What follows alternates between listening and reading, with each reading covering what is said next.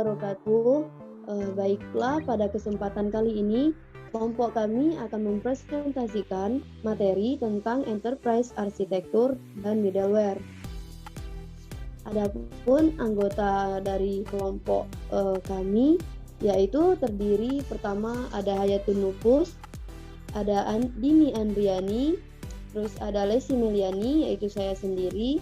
Selanjutnya ada Al-Kausar Maulana Ibnu As-Sabil, dan yang terakhir ada Aldini Pratama. Nah, materi pertama yaitu Enterprise Architecture adalah sebuah evaluasi dan penggambaran aspek manusia, proses, dan sumber daya dalam suatu organisasi. EA mengidentifikasi komponen utama dari suatu organisasi dan bagaimana komponen di dalam sistem berfungsi secara bersama-sama untuk mencapai tujuan bisnis yang didefinisikan. Komponen-komponen ini terdiri atas sumber daya manusia, proses bisnis, teknologi, finansial, dan sumber daya lainnya. EA memiliki 4 komponen utama, yaitu ada arsitektur bisnis, selanjutnya ada arsitektur data atau informasi, arsitektur aplikasi, dan arsitektur teknologi. Desain Enterprise Architecture terdiri atas 2. Yang pertama ada top-down design, merupakan cara seorang programmer dalam mempermudah dan memecahkan masalah. Secara garis besar, top-down design bekerja dengan cara menyusun program yang alurnya dari atas ke bawah. Yang kedua ada bottom-up design, adalah desain dengan memfokuskan pada permasalahan-permasalahan kecil sebelum melihat permasalahan yang lebih besar. Memungkinkan programmer menyelesaikan masalah dimulai dengan perencanaan global, kemudian mengisi detailnya pada setiap level sampai selesai. Selanjutnya ada 1 tier dan 2 tier arsitektur. Nah, yang pertama yaitu 1 tier. Pada arsitektur ini, semua pemrosesan dilakukan pada mainframe. Seluruh kode yang berkaitan dengan aplikasi ditempatkan dan berjalan pada host. Pada 1 tier, pemrosesan dilakukan secara terpusat dengan mesin tunggal atau disebut juga berbasis host. Selanjutnya ada 2 tier.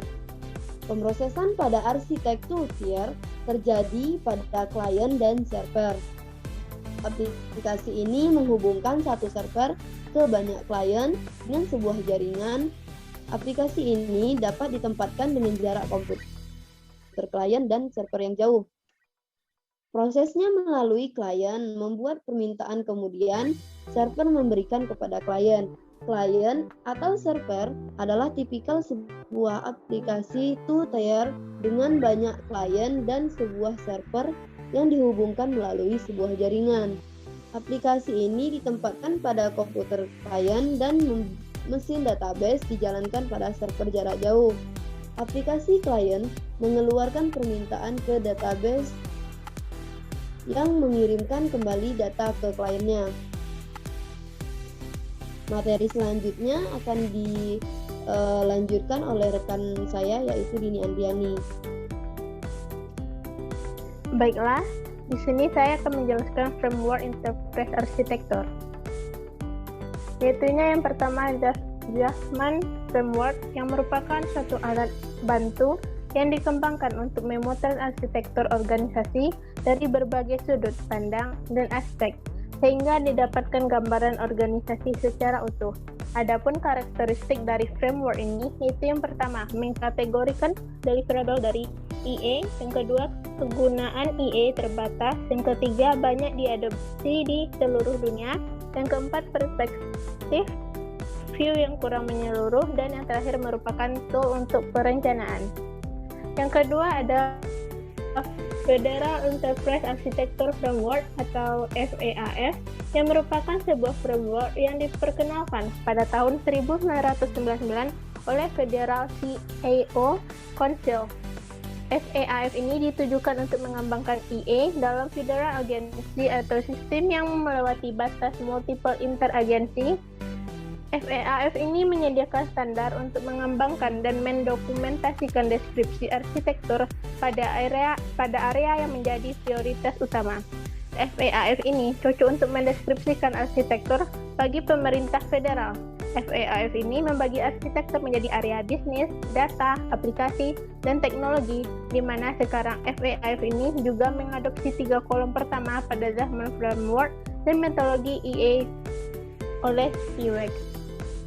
Selanjutnya ada The Open Group Architecture Technique atau TOGAF yang merupakan sebuah framework yang dikembangkan oleh The Open Group Architecture Framework pada tahun 1995.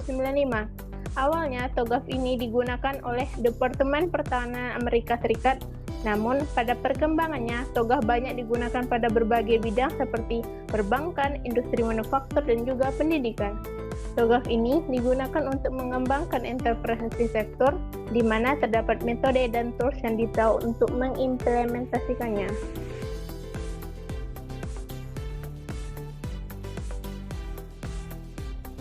Nanti potongnya guys. Jam.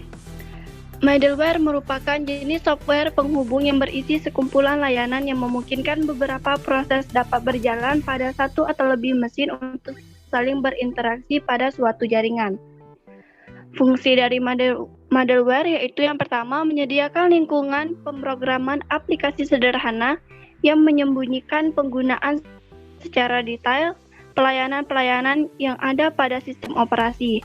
Kemudian menyediakan lingkungan pemrograman aplikasi yang umum yang mencakup berbagai komputer dan sistem operasi, mengisi kekurangan yang terdapat antara sistem operasi dengan aplikasi seperti dalam hal networking, security, database, user interface, dan sistem administration.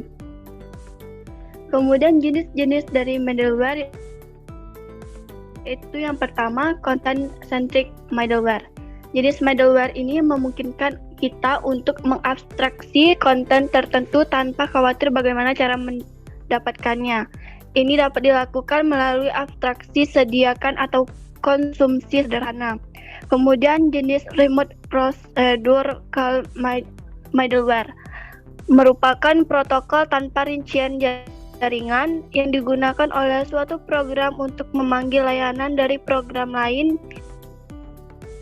Ini digunakan untuk melakukan transfer data dengan sinkronisasi maupun membatalkan sinkronisasi data antar aplikasi atau sistem. Selanjutnya, objek middleware.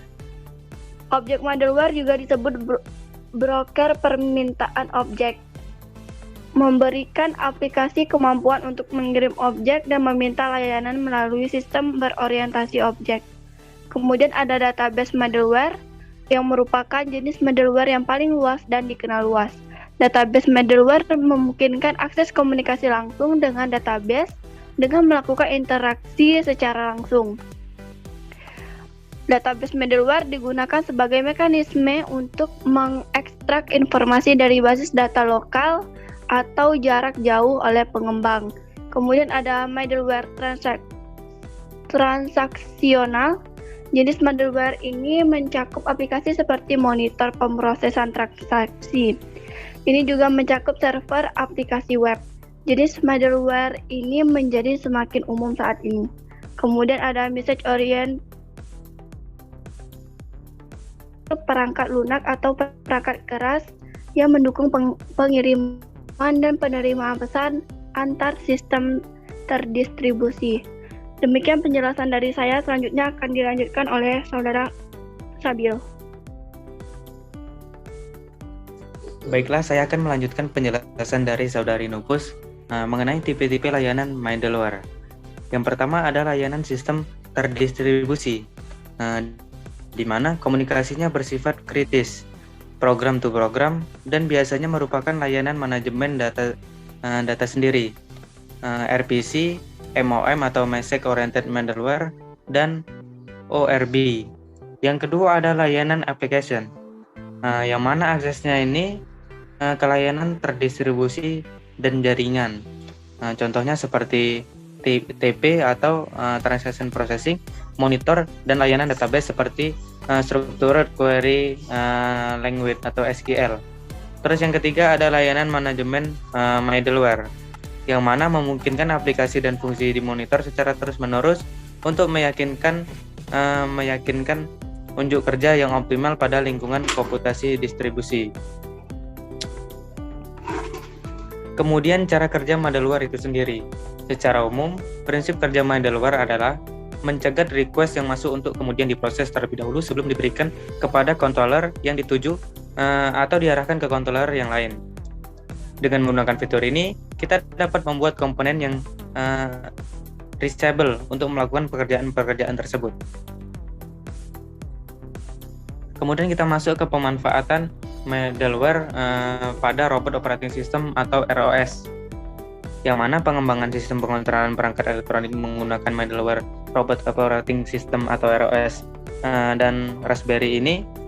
ROS sendiri merupakan perangkat lunak kontrol yang digunakan untuk mengontrol sistem robotika. Berkembangnya teknologi telah menjadikan ROS sebagai perangkat lunak kontrol yang terus dikembangkan oleh komunitas robot besar di dunia. Penggunaan ROS untuk mengontrol perangkat elektronik di industri akan sangat efisien karena ROS bersifat open source serta mudah untuk dikembangkan. Selain itu, ROS dapat beroperasi di sistem jaringan yang terdistribusi. Kemudian ROS itu sendiri adalah middleware robot yang bersifat open source serta memiliki seperangkat tools dan library yang digunakan untuk membuat perangkat lunak robot. ROS telah diaplikasikan untuk mengontrol sistem robotika dan dapat digunakan untuk membuat simulasi robot.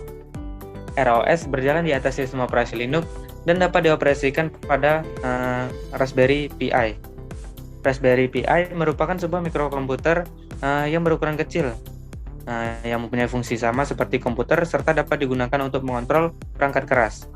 Berikut ini adalah gambaran arsitektur sistem yang dibangun. Di sini ada input, ada proses, dan output. Oke, di sini ada gambar Raspberry Pi 3 model B. Kemudian ada rangkaian model relaynya.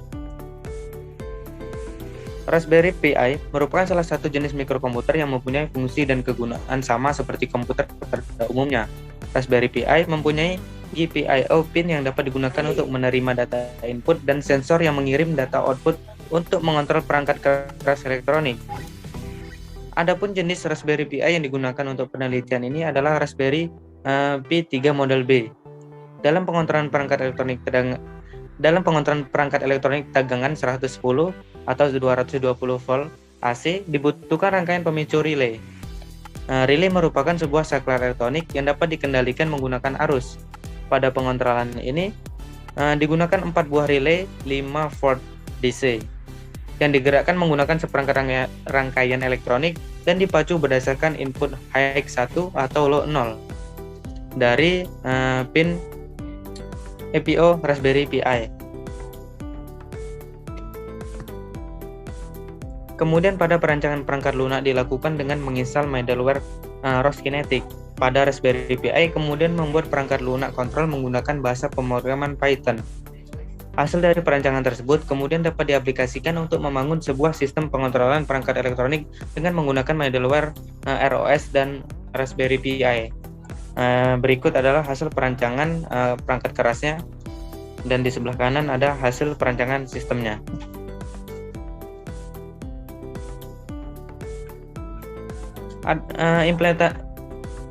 Implementasi pembangunan sistem kontrol peralatan elektronik menggunakan middleware robot operating system atau ROS dengan Raspberry Pi.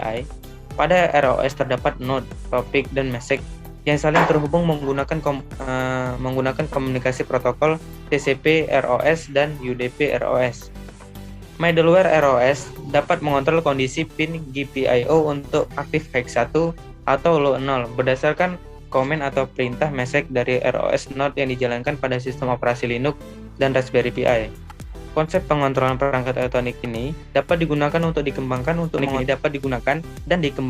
mengontrol perangkat elektronik pada dunia industri sehingga dapat menjawab tantangan revolusi industri 4.0 di bidang kontrol dan robotika.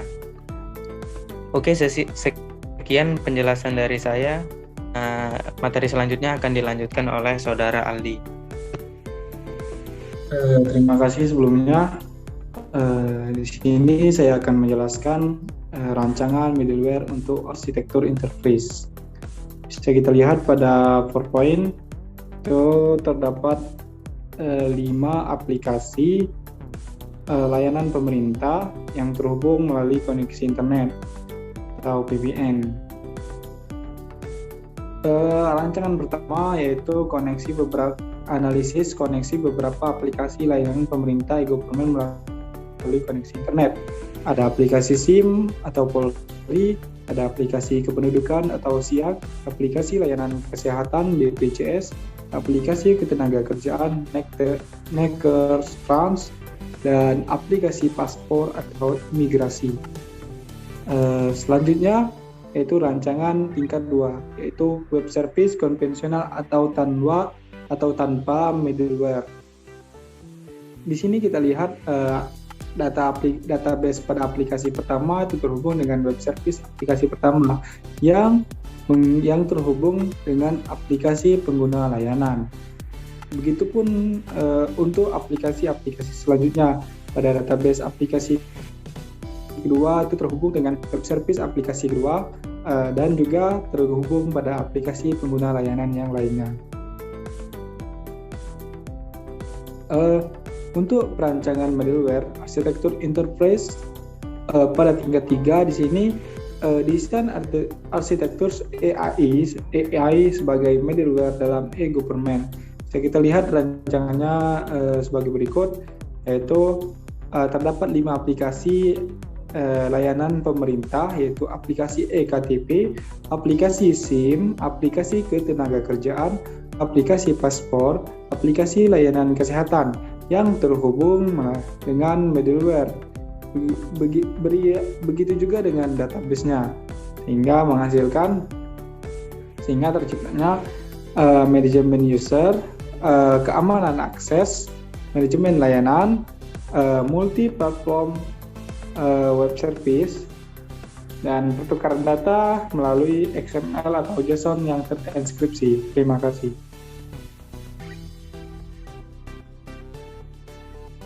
Baiklah, itulah materi yang dapat kami jelaskan.